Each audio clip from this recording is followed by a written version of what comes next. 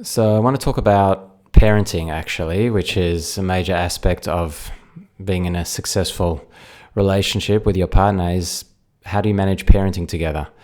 And what I kind of aspire to in parenting is a strain-free, cooperative parenting. And how is that actually possible? How do we get our kids to get in the bath and come to the table to eat and go to bed, and all of these everyday tasks that we have with our kids? I see a lot of parents who really struggle with them, and they become sources of exhaustion for parents, which of course then affects their relationship and their ability to relate to their partner in the way that they want.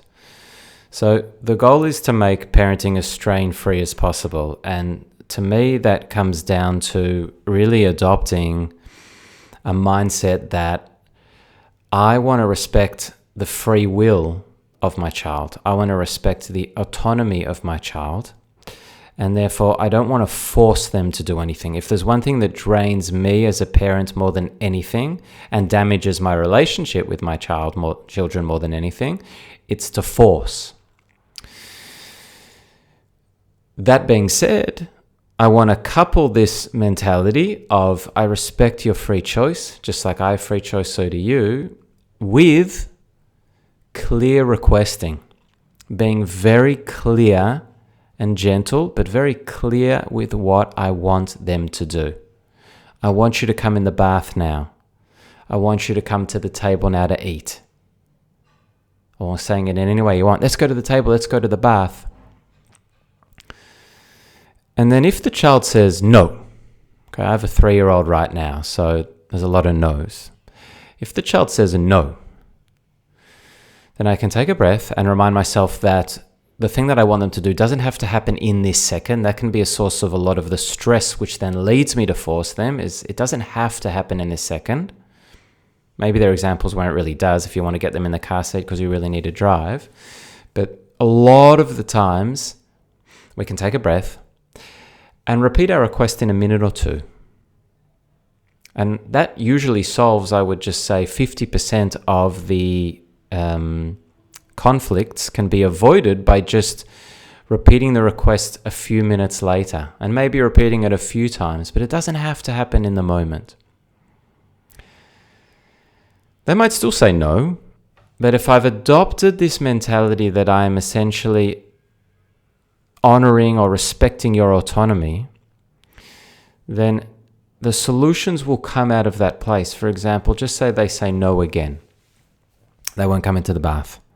I might then find myself, if I have the energy, I might find myself sitting down with them, looking at what they're doing, entering their world for a moment, even if it's for 30 seconds, acknowledging that they're doing something that's clearly a lot of fun for them, which is why they don't want to go in the bath. And then I might find myself suggesting something like, hey, let's go have a bath and then afterwards we'll build a really big tower together.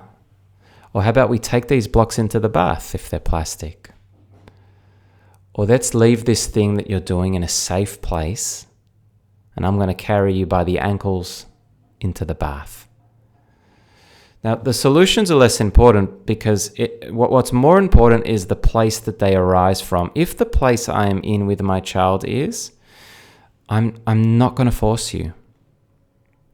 I want to work with you.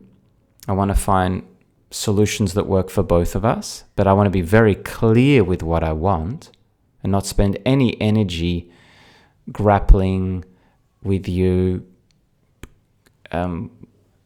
begging you, trying to convince you. No, I want to be very clear with what I want. But if that's the mentality that I come to the interaction with, then solutions tend to arise from that. And for me, really, the goal as a parent is to prioritize my enjoyment of my children and my conservation of my resources and my energy. And so that's why this approach for me is so crucial. So respecting the autonomy of my child and not forcing them to do something with their body or not forcing them in any way, while being very clear with what I want and calm in requesting that. And I will say that there are times when forcing is just the best that I can do. With all the things that are going on and all the things I need to get done, forcing them to brush their teeth or getting into the bath might be the only thing really available to me. And that's fine too. And I don't want to be a perfect parent. In those moments, I can look at myself and go, yeah, that was probably not the ideal situation, but it was the best that could be done in this moment. And I love myself and appreciate my humanness. I'm not a robot.